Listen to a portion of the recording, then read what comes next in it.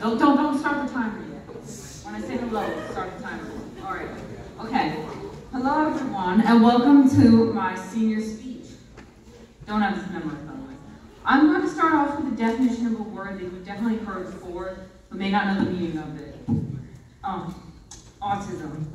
Autism spectrum disorder is a developmental disability caused by differences in the brain. People with ASD have different ways of learning, moving, paying attention, and most importantly, different ways of processing communication. While it is easy to say that you are just a little autistic or scroll through TikTok and think that you're autistic by watching a singular video, this is something that I've lived with and have been diagnosed with since age 4. This makes very many things hard for me in life, such as theater. I have worked my ass off throughout high school for this theater company, and while you may not always see that, I always have been. You also may have noticed how I usually keep to myself. Partially because I don't always know the right thing to say, partially because I was taking notes for my one act, and partly because I know how most of you love drama.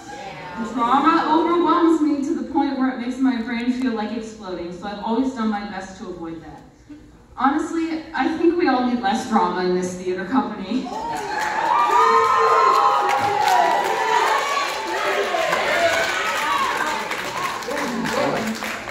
Okay.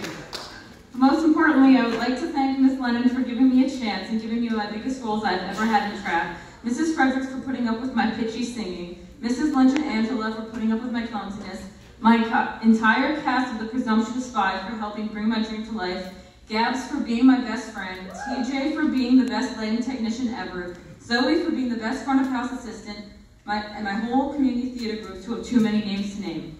Lastly, I would like to thank David Bryan Adams, Kim Gordon, Chris Giarmo, Scott Lucas, Ryan Harding, and Sam Harris for being my fake musician names in my front of house list for my sophomore and junior year.